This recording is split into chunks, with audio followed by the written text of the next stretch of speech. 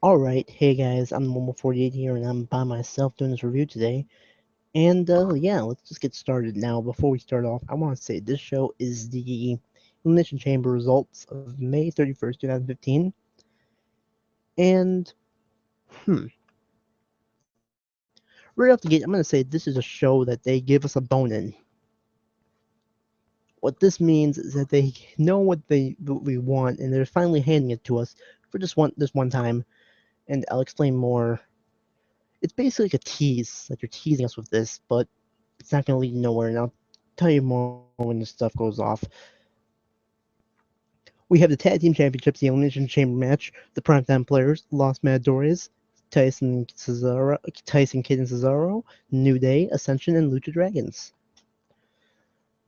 Apparently on SmackDown or the Elimination Chamber show, Kane allowed all three members of New Day to compete in this match, and they all squeezed into one of the pods, and El Trito also climbed on top of it for the Los Matadores pod and did not leave. So this matchup starts off with the Ascension and the Lucha Dragons in the ring at the same time. Fast, quick pace action for the Lucha Dragons. The Ascension finally start getting over, and then Tyson Kidd and Cesaro get into the match and basically take over in that time. Once my doors get in the match, can take over like that. Primetime Players, then New Day. Now let me see if I can find the eliminations here, so I can tell you how everyone got eliminated, because I can't remember everything in this show, which I shouldn't have been. The first one to get eliminated was Los Matadores after the Ascension just basically hit the Fall Man onto one of the Los Matadores and win. The Ascension then celebrating their elimination. The Lucha Dragons tried to take him out with missile drop kicks. Lucha Dragons comes to the top rope. Connor knocked Sin Cara off of the steel cage wall. Then they put Callisto in the ring and they hit the Fall Man on him to eliminate them as well, to eliminate the Lucha Dragons. The Ascension was then standing tall. They were just, basically celebrating until the primetime players get into the ring, hit the Tyson Neal, hit Darren Young hit the gut check on Victor to pick up the win, pick up the pin on him. So the Ascension got eliminated after that.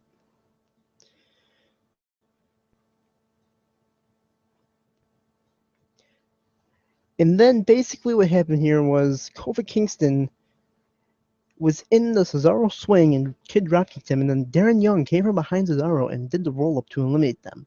So Cesaro and Kid got eliminated from the primetime players, and they were pushing. They pushed the primetime players in this real quick.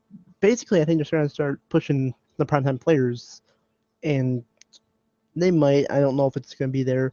The New Day had a 3-on-2 advantage, so you already know who won after we say that. New Day hit the trouble. Big E in Casey had the trouble of paradise to make on Tyson O'Neil to get New Day to win championships. Again, it's the Elimination Chamber match. I wasn't really interested in this one as the next one that we now talk about. And yeah, WWE showing a promo for Money in the Bank, and then they showed Rusev, who comments about his broken foot and how he cannot compete in the Elimination Chamber match. So basically, just wondering who's going to take his place. Now we have Nikki Bella versus Naomi versus Paige for a triple threat match on Divas title. I paid no attention at all for this match. I don't know if it was good or not. Maybe I should have Kevin Brooks here just to talk about this match, but hey, he's not here. Don't know where he is. Nikki Bella did get the win and retained her title after hitting Naomi with a rack attack, which means Paige did not get pinned to lose. So that's a good thing, I guess. Then they start hyping up John Cena versus Kevin Owens, and this is one of the matchups I'm going to say is a tease, a bone that they're feeding to us. And yeah, this matchup was a really great match. Kevin Owens and John Cena. John Cena gets carried by Kevin Owens, and Kevin Owens carries Cena so good to get him over with a great match like this. Owens debuted a new shirt that looked just like his Rise Above Hate shirt, and even Kevin Owens' Kill Steam Kill shirt that was red, white, and blue. And yeah, let's get into this matchup. I'm gonna say a few things that really got into that really was great for that really entertained the match for me. Um, Owens on top rope. He does a 180 to get on top. He was on the second rope. He does a 180 to get on top rope, and then does a freaking moonsault top rope and misses, but a moonsault, and then Cena picked him up for the freaking AA attitude adjustment. Him and thank God he kicked out. There was a lot of big spots in this matchup. Kevin Owens showing his athleticism. He's athletic for his size. I'll say that for sure. Um, Kevin Owens in one part of the matchup, he was going for. I thought he was about to do the freaking what's that move they use in ROH as Steen, the package pile driver. I thought he was going for a package pile driver, but again makes it different. Basically teasing that he was going to move, but he didn't actually do it. I mean, I don't expect WWE to have them do a freaking pile driver. They banned the move for a reason. Cena hit a second AA, or wait, no, he only hit one AA on Kevin Owens. Kevin Owens kicked out. Hit the five knuckle shuffle, the leg drop off top rope, the stunner that he does, that awful stunner he does. Um, there's one more thing I'm forgetting here. Oh, the STF. He also did that worst STF, and basically Owens kicked out of everything and got out of everything. Finally, Owens threw him up, threw Cena up in the air, caught him, a second pop-up powerbomb. 1, 2, 3. Kevin Owens wins the match by pinfall. And then he grabs the microphone while the crowd is booing him. I don't think they were booing him. I thought they were actually cheering. He said that he's the man that started the fight with John Cena, and he's also the man that finished it and beaten Cena, and says that the champ is here. Yep. And I'll tell you why it's a bone and why WWE is just throwing you something to get you to buy their network and all their stuff. I'll tell you why in a little bit. I'll tell you why when it comes up. Next up, we have Bo Dallas versus Neville. Oh, also, this show was also a showcase for the NXT superstars, if you actually realize it. I mean, there's only one matchup that didn't have an NXT superstar winning. Interesting, isn't it? I mean, we had Kevin Owens win NXT. We had Nikki Bella's the only one that didn't win. That was not the. Then we had the New Day with Big E Langston, who was also an NXT superstar. So yeah, we had Bo Dallas versus Neville. Good match, in my opinion. Just a normal match. Like for what they were given the time to do, I was actually quite entertained with it. Neville hit the red arrow for the win. Neville wins the match. Again, another NXT superstar winning. Dean Ambrose is talking to Roman Reigns backstage. Triple H walks up to him, basically says that Roman Reigns is not allowed to be at ringside, but we'll have a title match. And yeah. And then the Elimination Chamber is lowered for the vacant WWE Intercontinental Championship match with Mark Henry, Sheamus, R-Truth, Ryback, King Barrett, and Ziggler. Now, King Barrett and Ziggler started the match. Then came out R-Truth. And then came out Mark Henry. And then Ryback. And then Sheamus. Now, I'll tell you how this happened. Some key parts of the match. Right when the thing opened for R-Truth to come out, R-Truth is just looking at the TV screen. Bad News Barrett comes from behind and starts beating the living hell out of freaking R-Truth inside the pod. Basically giving Barrett more of the upper hand with the three guys, with Ziggler and R-Truth giving him total advantage. And then he does the stupidest mistake ever, and I can't say mistake because I don't know if he'd actually do this in real life or not or whatever, but in a real fight or not, if this was actually real or whatever.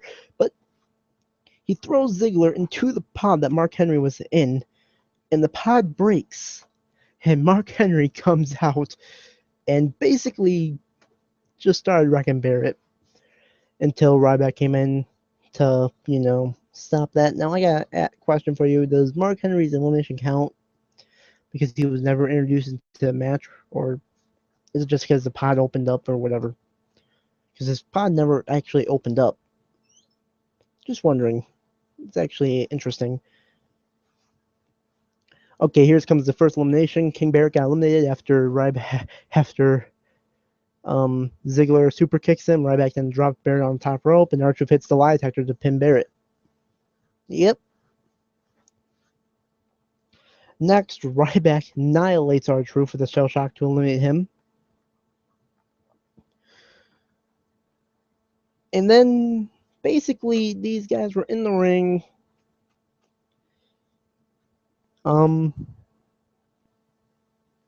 Waiting for Sheamus to get into the ring. Now, Sheamus's pod door was jammed.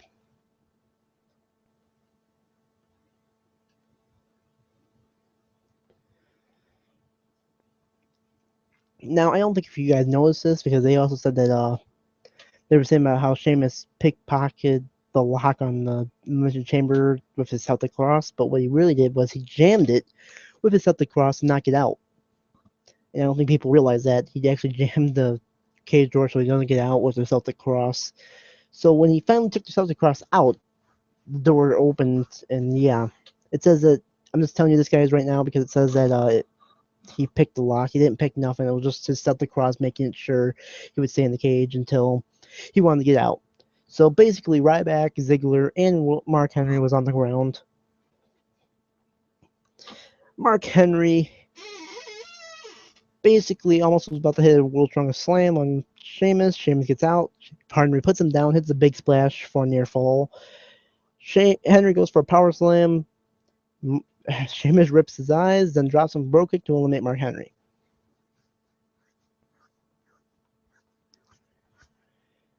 Finally, Ziggler dunks a bro kick, hits the Famouser. Sheamus quickly pops up from the Famouser and hits a bro kick on Ziggler to eliminate Ziggler.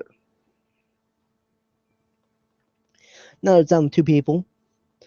And I'll also mention that Daniel Bryan was going to be the one handing it out. And when they had Ryback and Sheamus at the final two, I figured out who was going to win this right away. And so basically, not do anything. Sheamus power bombs Sheamus into the ring, connects a shell shock, and picked up the win like that. Ziggler went through two cell pods in this match, which was crazy. And Ryback wins the title. Daniel Bryan comes in, congratulates Ryback for the win, gives him the title. They say they both shake hands, pose for the crown, and yeah.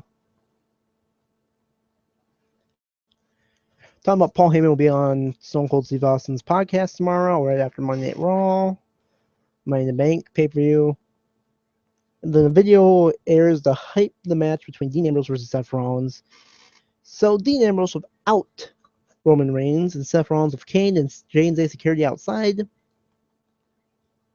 This matchup was great. I mean, Ambrose and Rollins, always great matchups with these two. Let's see, what can we talk about in this matchup?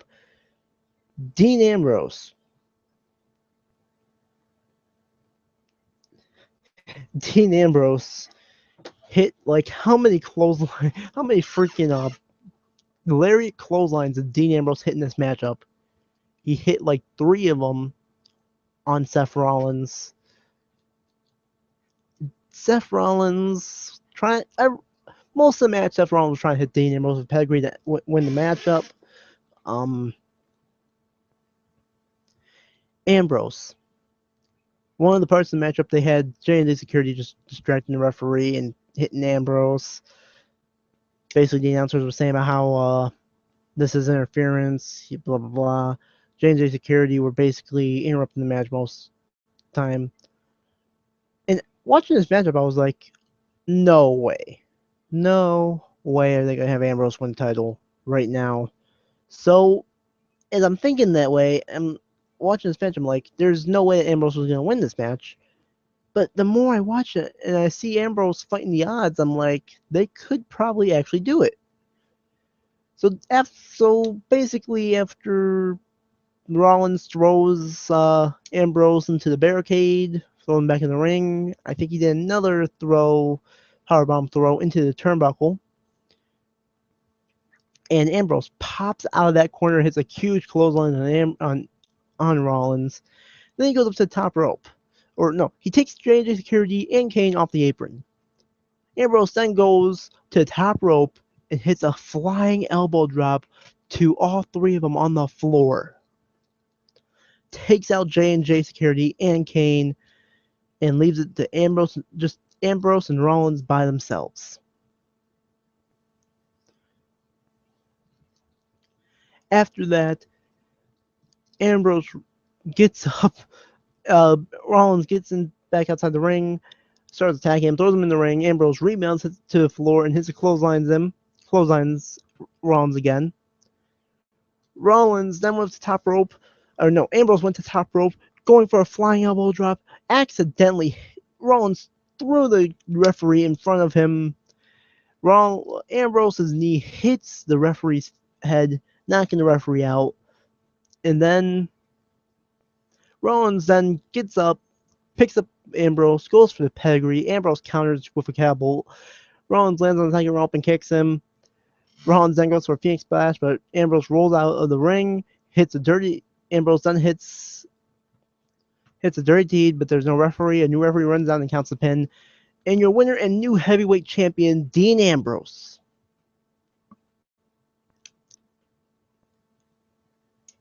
After the match, referees were outside the ring. Both referees were talking to each other. The Authority was out there stunned at ringside. Can't believe that Rollins just lost the title. And here's where I say that it's just a tease, guys. Don't think too fondly about this. Lillian Garcia announces that Ambrose won the match by disqualification, which means Seth Rollins retains the title. Now, why they did the disqualification is because Seth Rollins threw the referee into Dean Ambrose when he did that, when Dean Ambrose accidentally hit him with his knee with that flying elbow drop. And basically, that's why they did the disqualification.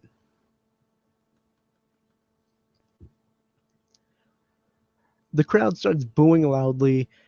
Ambrose is in the ring with the title. J&J and Kane and Rollins starts attacking Ambrose to try to take back the World Championship. Rollins gets out of the ring with the World Heavyweight Championship as Roman Reigns' music hits. Roman Reigns comes down the ramp, takes out Seth Rollins with a Superman punch, and throws the World Heavyweight title back in the ring. Reigns then spears Kane, and then takes out both J&J Security with a Superman punch. Ambrose then gives Rollins a back pile drop over the top rope, and Ambrose holds on to the World Heavyweight Championship, and then Ambrose then holds up the world title, grabs the microphone outside the ring. Ambrose says he won the match, which means he's taking the WWE World Heavyweight Championship. Ambrose says the champ is buying the beers tonight. Ambrose and Reigns leaves through the crowd with the World Heavyweight Championship as Rollins screams angry at them as the show comes to an end. And also, Money in the Bank, the rematch of John Cena versus Kevin Owens. So basically what this show was, that they want you to buy the network so badly that they're going to bait you in. They're going to throw a little bone there, and they're going to immediately take it away at Money in the Bank. I am very certain that Rollins is going to beat Ambrose in the rematch at Money in the Bank. Reigns is going to win the World Championship. Is going to win Money in the Bank, by the way. They also announced 6 of the competitors for that match. I don't know how Orton got involved in that match at all, because they announced that Orton was going to be in it when Orton's nowhere to be found at the moment. Yeah, kind of crazy, right? But yeah, so basically, they're trying to tease you about thinking that Ambrose is going to come out somehow and win the title soon or later or whatever. And also, they're trying to bait you in with the Cena and Kevin Owens, with Kevin Owens defeating John Cena. And Cena's gonna come out the next night and he's gonna bury Kevin Owens and say that he was not ready for the match. So that clean victory pinfall that he had over Cena doesn't count. That was just, there's an excuse. Kevin Owens will lose to Cena at Money in the Bank. I am 100% sure about that. And Cena's gonna get 2 out of 3. He's gonna get 3 matches against Kevin Owens. If Kevin Owens wins that third match somehow, I'm gonna be shocked. For what the show is worth, I'll give it an 8 out of 10. But if what I just said is right and true, fuck this show. I'll see you guys later. Peace.